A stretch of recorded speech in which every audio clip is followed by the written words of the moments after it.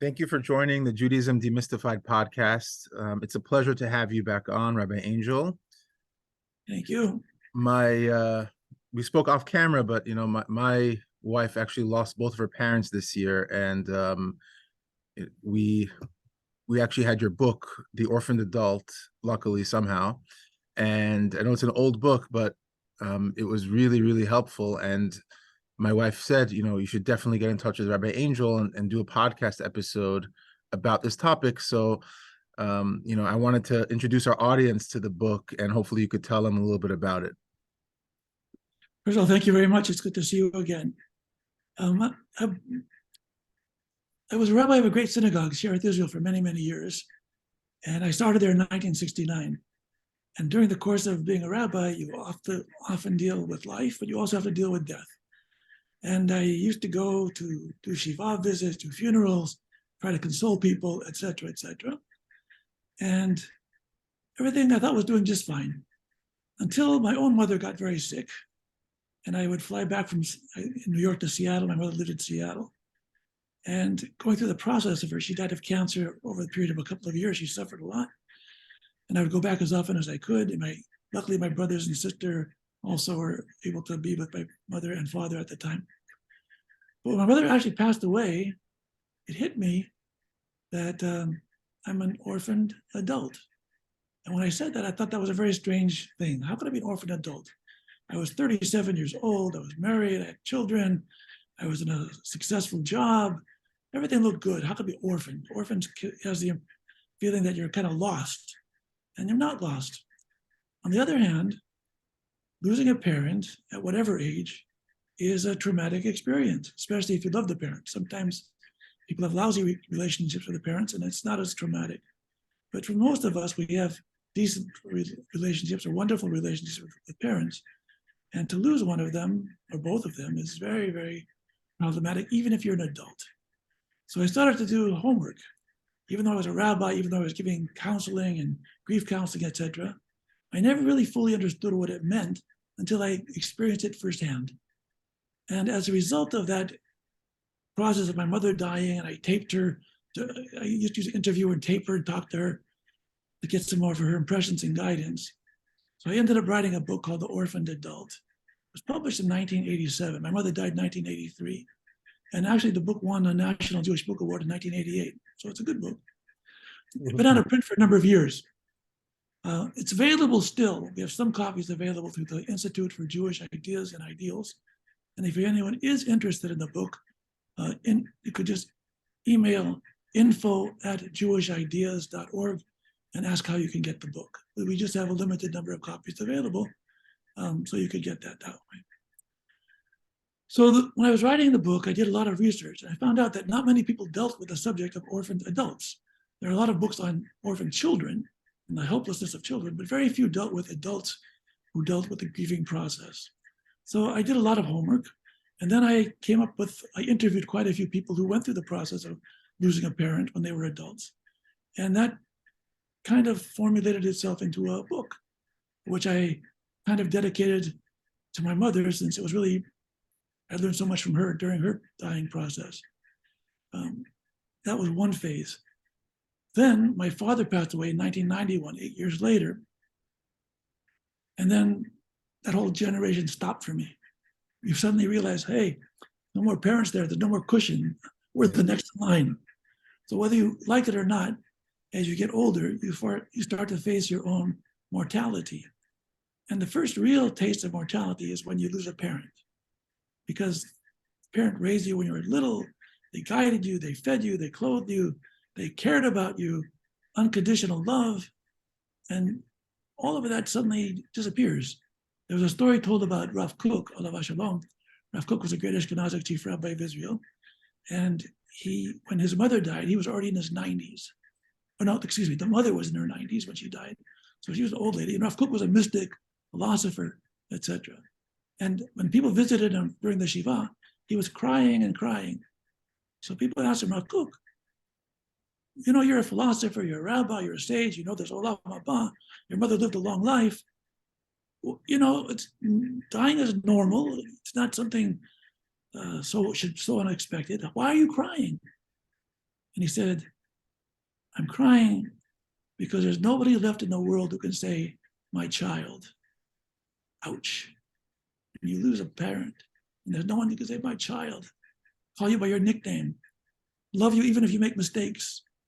It's a big loss. It's a tremendous loss. So losing a parent, even as an adult, has consequences, obviously. And in the course of my book, I try to be practical. I give practical advice how to cope, but I also try to be somewhat, quotation marks, philosophical. When God created the world in his infinite wisdom, he knew ahead of time that a generation comes and a generation goes. There's no one escapes this world alive. That's the way it goes.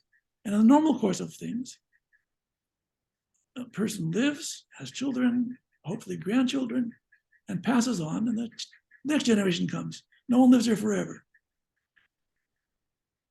And God set it to be that way. So I try to figure out, God, in his infinite wisdom, knows very well, it's planted into nature that almost everybody is going to be an orphaned adult at some point. Sometimes, God forbid, people lose children. There are other kinds of deaths. We're talking about orphaned adults. So the majority of human beings, the first really important person they die maybe is a grandparent, but the one after that is going to be the parent. And that's normal. So I think what it's supposed to, the rhythm is supposed to teach us that the nature of life is we're all supposed to live, blossom, flower, and then make room for the next generation. Our goal is, as part of a transition, midor ledor, we occupy the stage of life for 120 years, 100 years, whatever God gives us. And then we know ahead of time that, and we want it to be this way, that we pass to our children and grandchildren. They should carry on the tradition for the future. So when a parent dies, in the one sense, you feel, I lost something. No one calls me my child. I've lost a profound sense of love and a connection with my past. Many people, when they lose a parent, I wish I would have asked that question. I wish I would have paid more attention to my parents. There's so many things I don't know about my grandparents, my great-grandparents, the history, so many things that they knew that I don't know. And now I can't ask them. I remember my father died, Alav Shalom, he died in the summer of 1991. And spontaneously, before Rosh Hashanah, I dialed his number to call him. And I realized that I dialed him, he's not going to answer the phone. And then a moment of truth. When he was alive, you take for granted. You could ask him a question, you could talk to him, you could get some encouragement, you could give some encouragement. When the person dies, it's cut off completely. There's no more talking. There's no more listening. Wow, it's an amazing thing. All right. But that's the way it's going to be. It's have to be. So on the one hand, tradition is passed on from parents to the children. On the other hand, at some point, the children have to become the parents themselves. The children have to take over for their turn of history. And they are the older ones now. And it's their job to transmit the values, traditions, the teachings of their people to their children and grandchildren. And they know very well they better do a good job because the time is going to come when they're not going to be there to help them. And so it puts more, I think, more wisdom into you as you have to face life without parents, because you took everything they could give you and they can't give you anymore.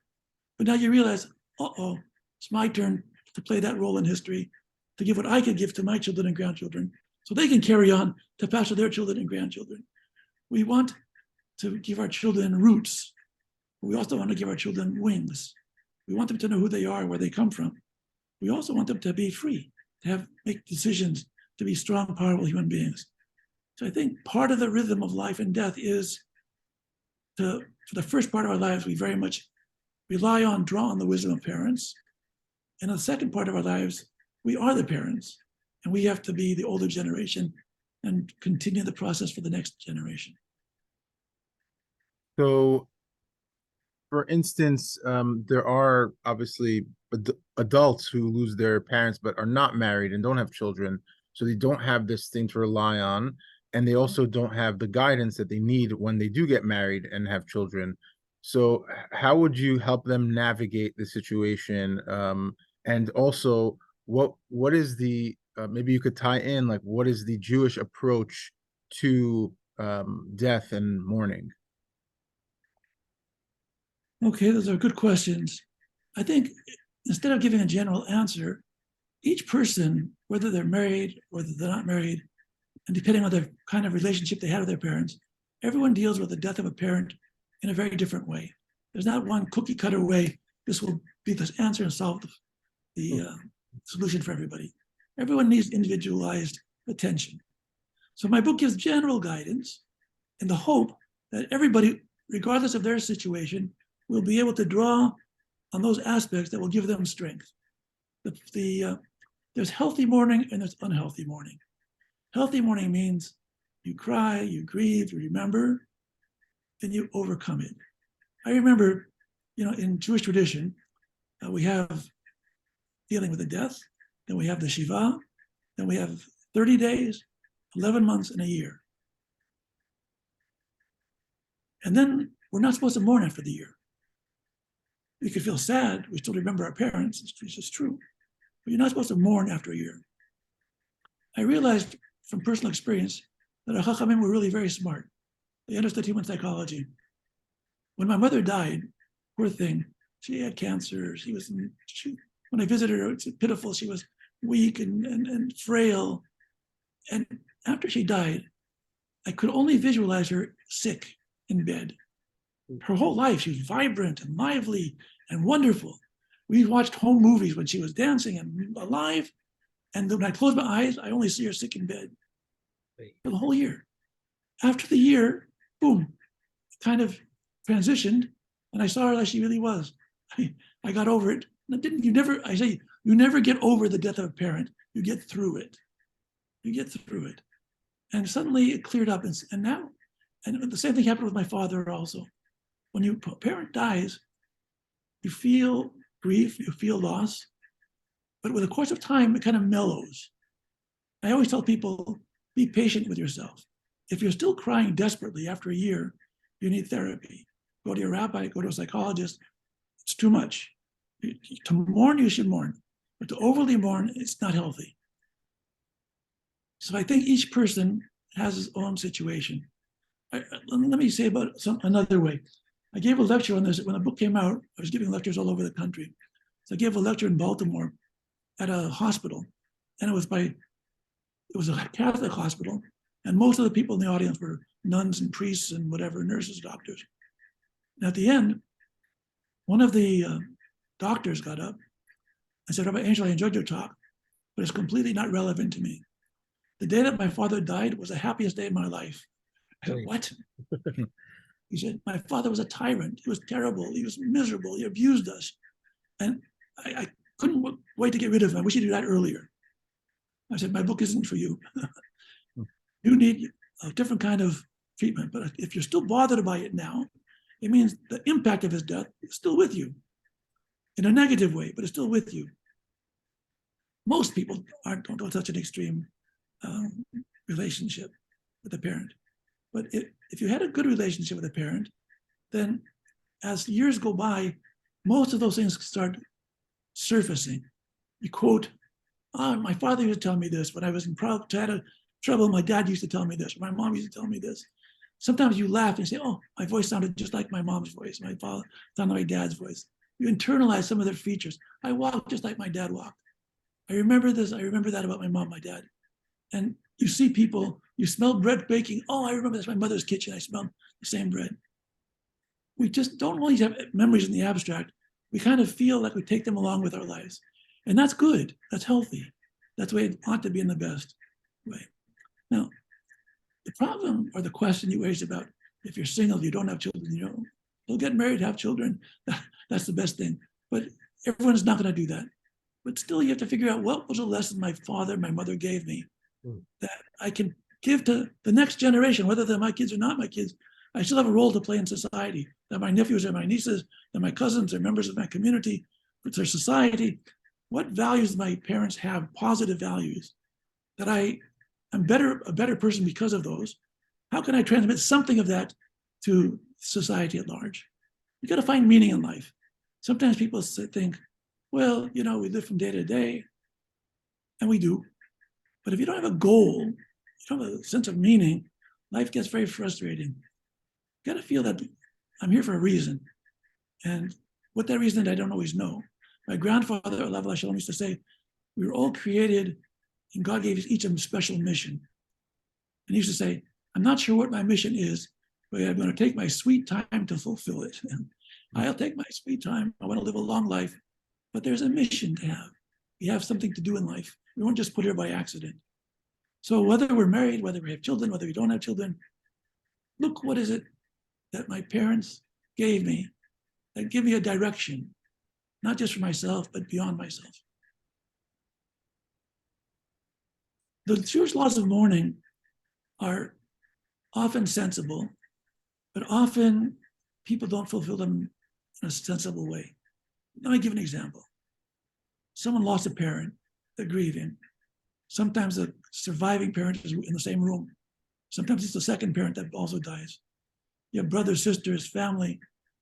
And people come in, they mean well, but they say things which are painful to the mourner.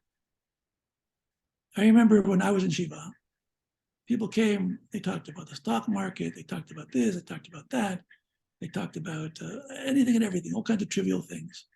And okay, they didn't know what else to say.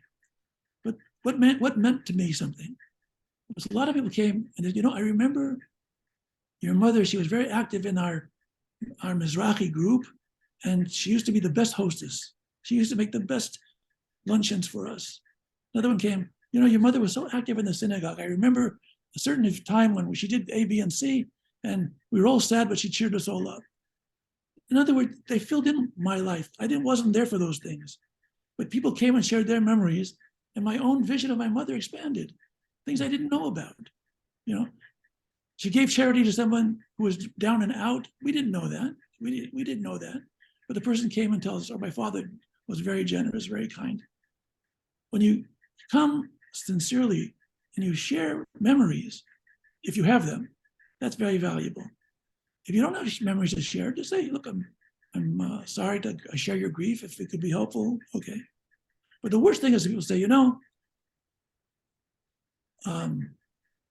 you mentioned it early before our broadcast, that some people come and say, well, the mezuzah wasn't straight. The mezuzah was not correct, so therefore the person suffered. This is a disaster to say. First of all, we don't even believe that. That's nonsense. That's a superstition. Some people believe it, but from my point of view, it's entirely a superstition. But even if you believe it, why should you tell it to a person? They're in the middle of grief. Your mother died because the mezuzah wasn't fixed. How could you be more callous and more unfeeling than to say something like that? So people, if you have nothing good to say, just stay quiet.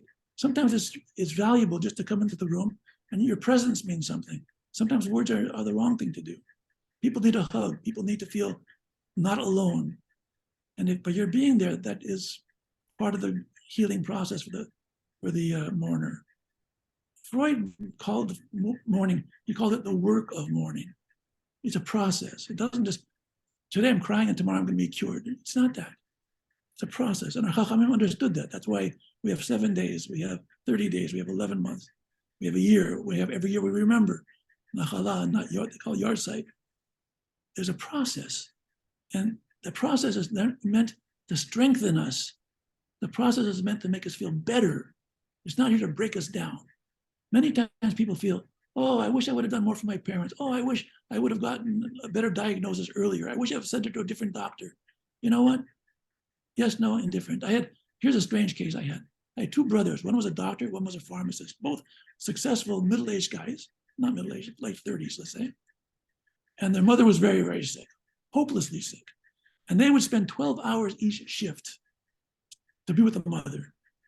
So they were very careful. They got all the extra medicine, extra care, but they were there. And one night, one of the brothers who was on duty fell asleep. And just that night she died. So he went, oh, I killed her. If I would have been awake, I would have gotten the nurse here. I would have gotten oxygen. It's my fault. So they came to my office crying, distraught. I said, here's a question for you. You're a doctor, you're a pharmacist. You know that.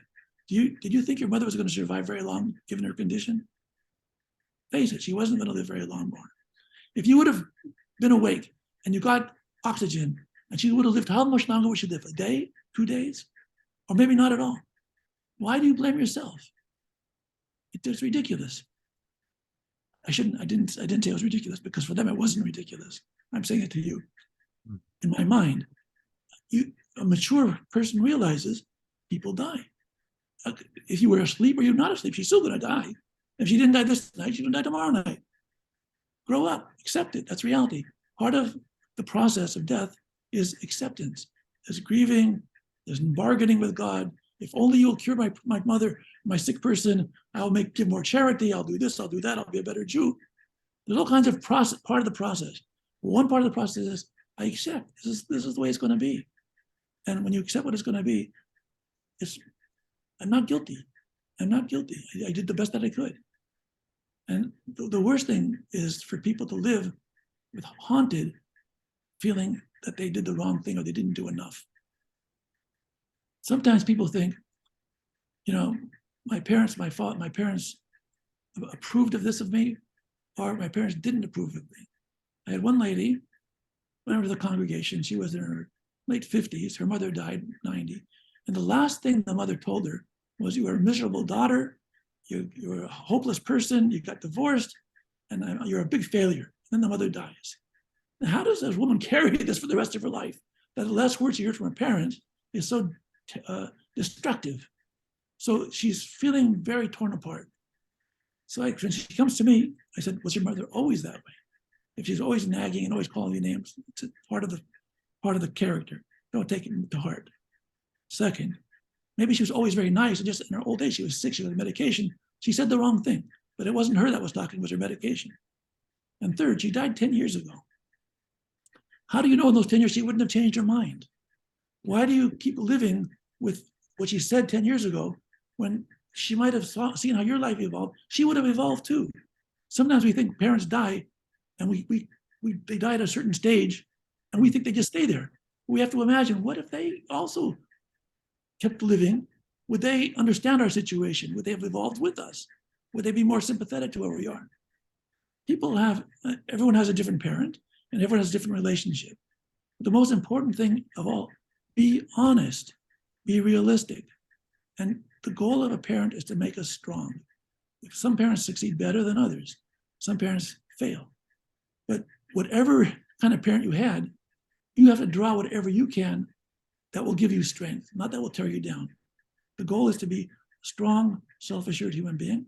And the goal is to take whatever the parent had that can make you stronger and better. That's what you should take. And those negative qualities, we all have negative qualities. You leave them behind. I feel like part of what you're saying is that the mourning process. Thank you.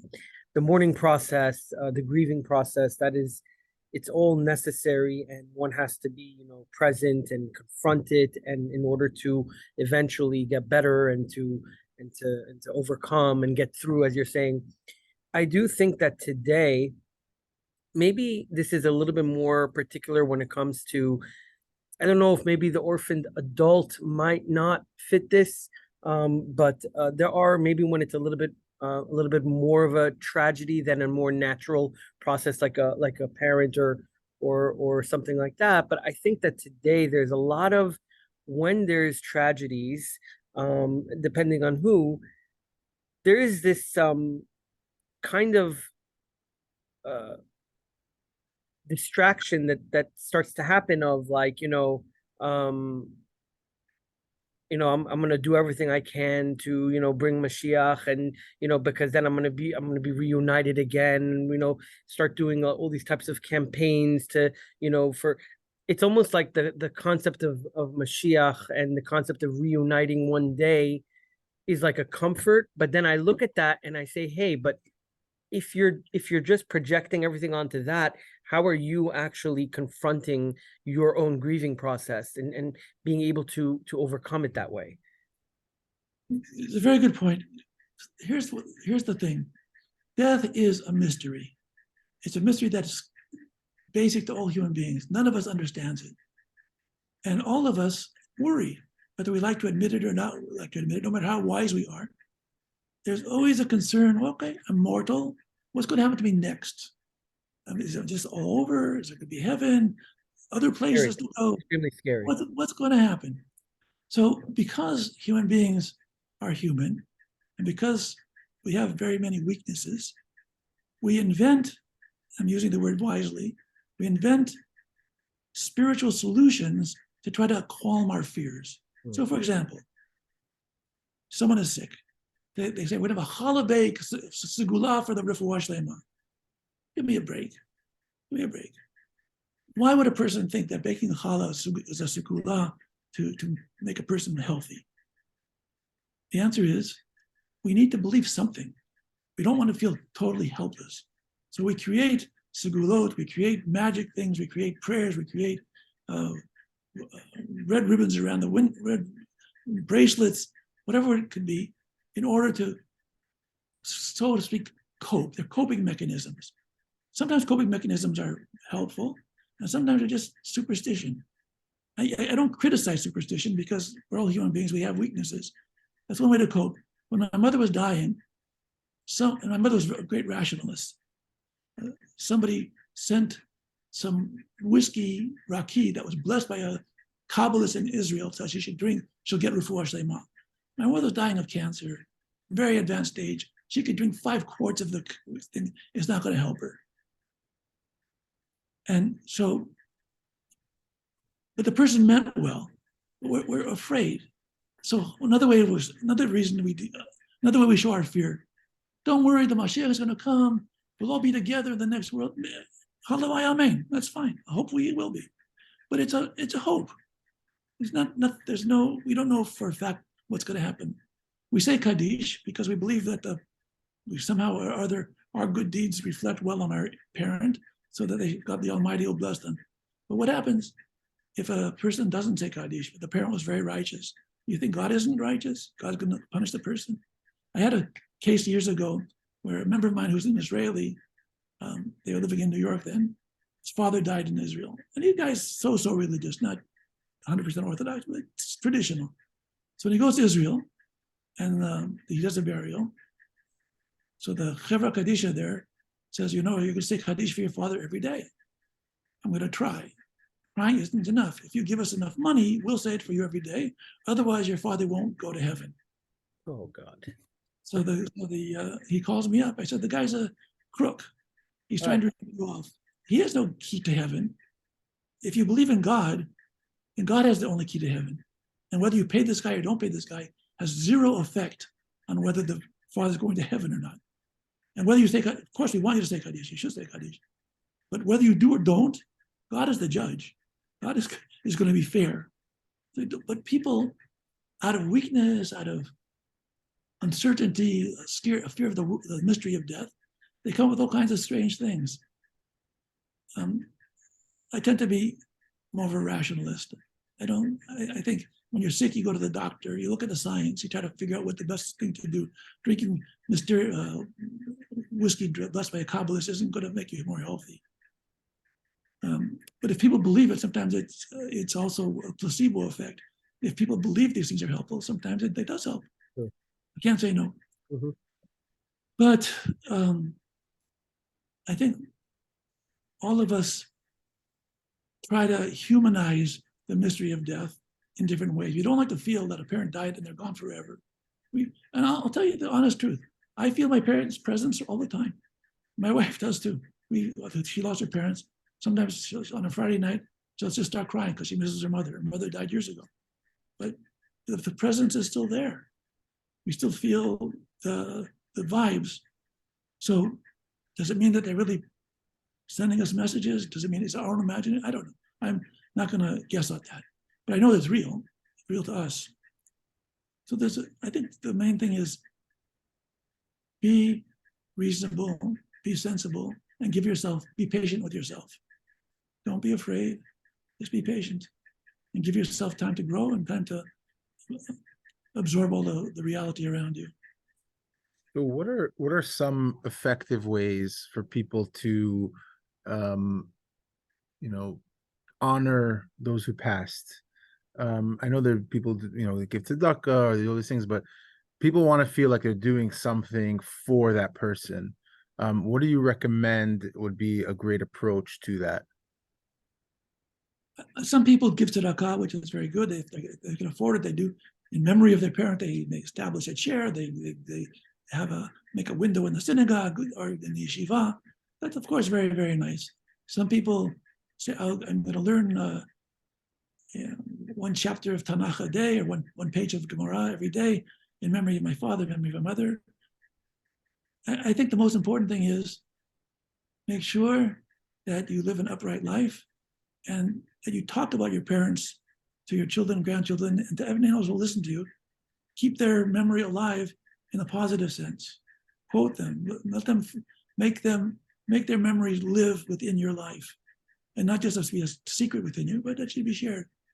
And it makes the next generations feel stronger. Also, it makes them connected. I wrote another book. It was a memoir of my growing up in Seattle, and a lot of the memoir dealt with my grandparents who died when I was a teenager, but who still are very much with me now, because I learned so many things from them. And the more the older I get, the wiser they become. Yeah. And it's as if their life force continues because they've taught something. Their lives were something. They were worth something. They knew who they were, and they were able to convey that to us. And I try to convey that to my children and grandchildren. And that's the mystery of life, the mystery of the generations. To take what we can take, but in a positive way. Sometimes people say, well, so-and-so died. I'll have a very expensive funeral. Give me a break. Okay, if you're rich, you want to make a special funeral. Why are you doing the funeral? For the person who died or for yourself? Very often people do it for their own honor. The person who's dead couldn't care less if you have a casket for $10,000 or simple pine box. People don't, the person who's dead, it makes no difference. But people out of their own vanity, they want to make a big show, they want to have an expensive funeral, blah, blah, blah, blah. That's their problem. But if we're realistic, go back to the Chachamim in the Talmud, have a simple funeral. It's not a time for showing off. Do things simply and to the point. God gave, God took away, and may the name of God be blessed. And I think that's the best way to honor the parents is living an upright life and conveying the best part of their values. We have to be realistic also. Parents, even me, even us, no matter how good we are, we have faults also. I hate to admit it, but we have faults. We're not perfect. And all of our parents also had faults. And as you get older, sometimes you know, well, my father did this wrong, my mother did that wrong. Okay, it's true. And we could focus on those things, which is, okay, we know that they're there. But the goal is, yes, okay, they had faults. We all have faults.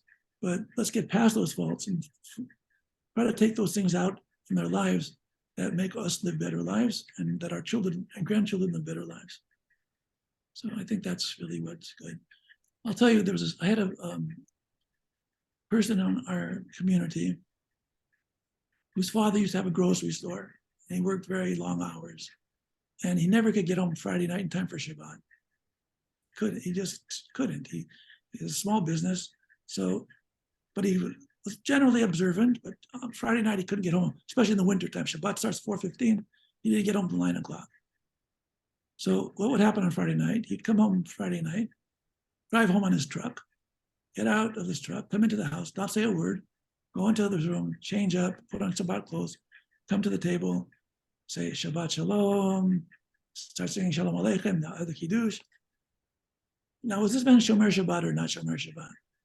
The answer is technically no. You throw on Shabbat. It was not nice. It wasn't a good thing. But to his family, he knew what Shabbat was. All of his children are Shomer Shabbat because they saw what it meant to him and that he couldn't do it well, perfectly. Okay, it wasn't ideal, but he loved it. He wanted it. He wanted his kids to have it. So yes, you could look back and say, oh, my dad didn't keep Shabbat. The answer is he kept Shabbat a lot better than people who keep Shabbat down to the last why, not the last second. That's very beautiful. Yeah.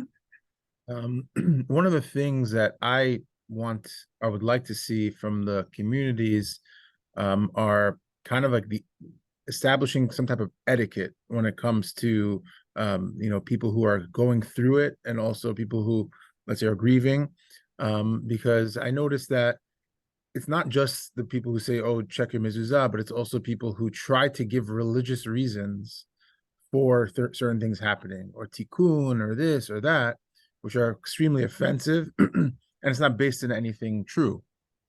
And there's nobody stepping up to tell them, this is not the way to do it, because we're educated on Judaism, we're educated in many areas, but not this one. And this is something that I feel like it should be something we're educating people on, because it's something that happens to everyone. But this, we're seeing this happen over and over. Oh, this must have happened because of this. And I'm like, are people learning the Sefer Eov? Are people actually not learning these lessons that are taught to us by our Chachamim, by the tradition? So that's one of my hopes, because I witnessed a lot of unfortunate comments, and like you said, it's sometimes just better for people to stay silent, and they don't know what to do in the situation, so they want to say something and they feel like they have to, but it just, it's awkward. Agreed. Shiva, there actually are rules in the Shulchan Aruch about what to say, what not to say to a mourner. Right. And often it's best to let the mourner start the conversation. Come in and say, condolences, and you sit down and keep quiet. And then the mourner will start talking and give a cue. And then it kind of opens up. But the worst thing to do is try to give philosophical reasons. There are no reasons for this. The reason is people live and people die. That's the way it is. Some die earlier, some die later. Some die in tragic accidents. Some die after miserable illnesses. Some die in their sleep. Who knows why? The Almighty knows why. Don't guess. I always say, I'm an angel. I'm not God. I can just know so much. God knows the answer to all these questions. I don't know the answers. I know neither does anybody else. It's not that I'm ignorant and everybody else is smart. Nobody knows the answers. These things happen. And this reminds me of something else. A number of people that I've dealt with over the years, they lost parents in car crashes. The parents were in the middle of their lives, even if they were older. And, no one could have expected, if you're sick and their parents dying, you could kind of guess the future. But if they're healthy, seemingly healthy and active, and suddenly they're in a car crash, a plane crash, God forbid, then it's like the trauma is a different kind of trauma. That kind of trauma requires much more patience, much more time, because it's so unnatural. Normally speaking, we know people get older. There's a famous story told.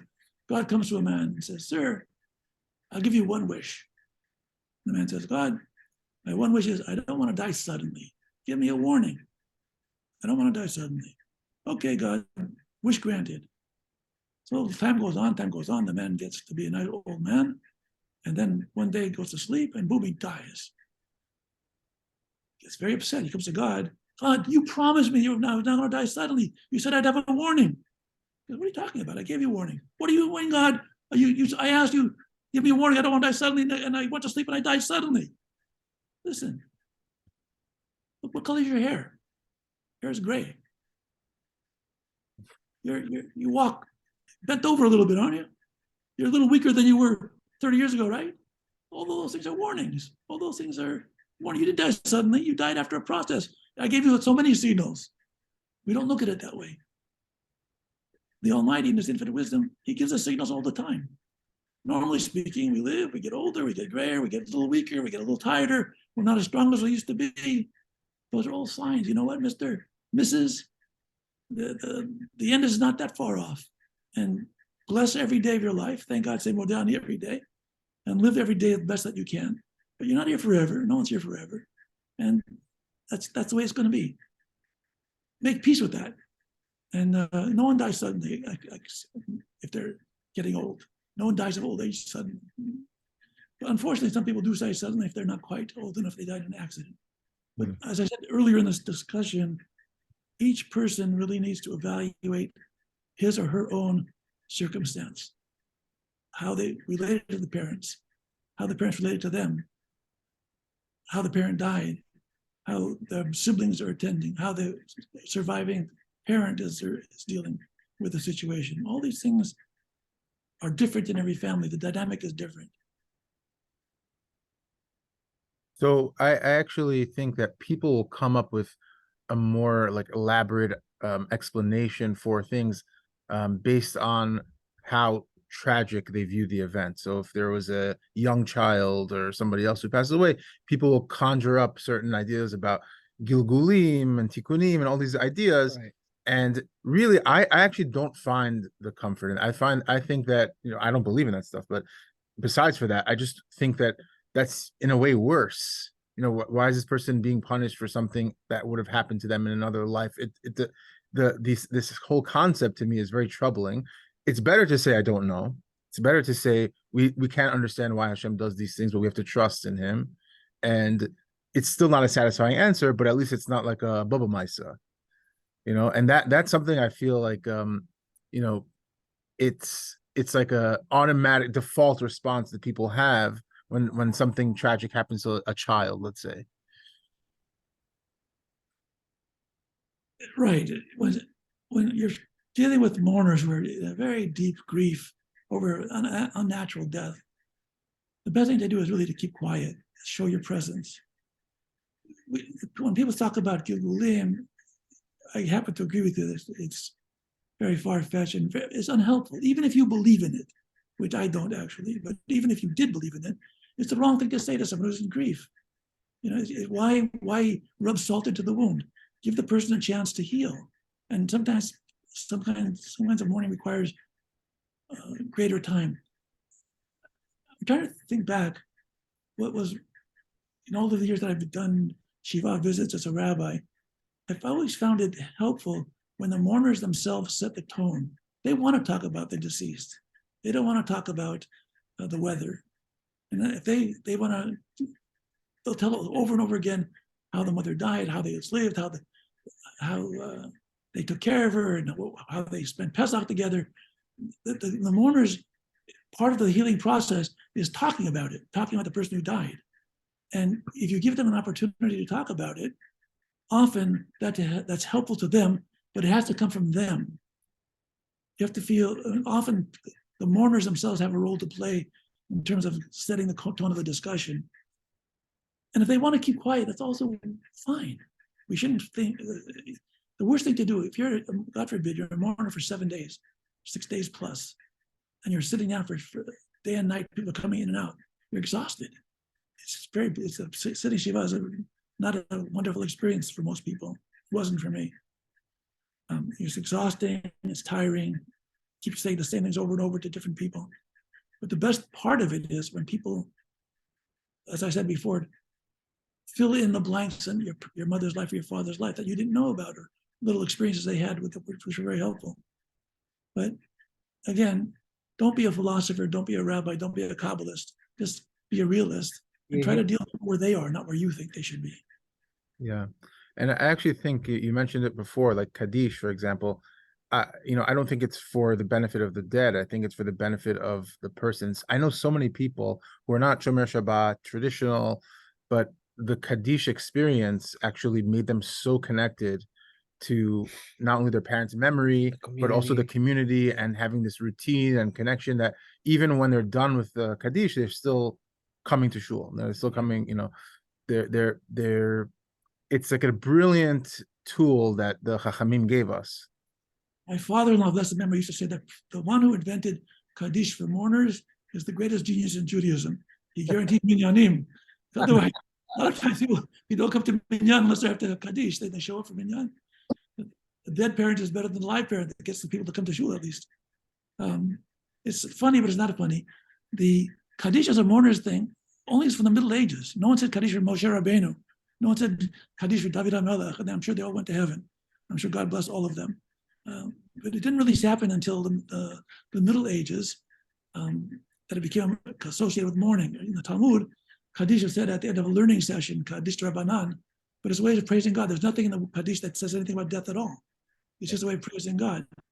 So some genius realized, take this prayer for a mourner, it kind of affirms life, affirms our relationship with God, and it gives you strength.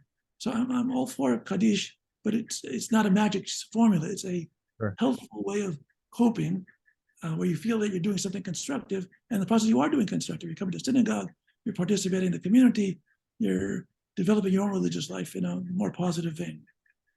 And I like to end off by, encouraging people to look into the tradition itself, look into Shulchan Aruch, look into the Rambam, look into the Gemara.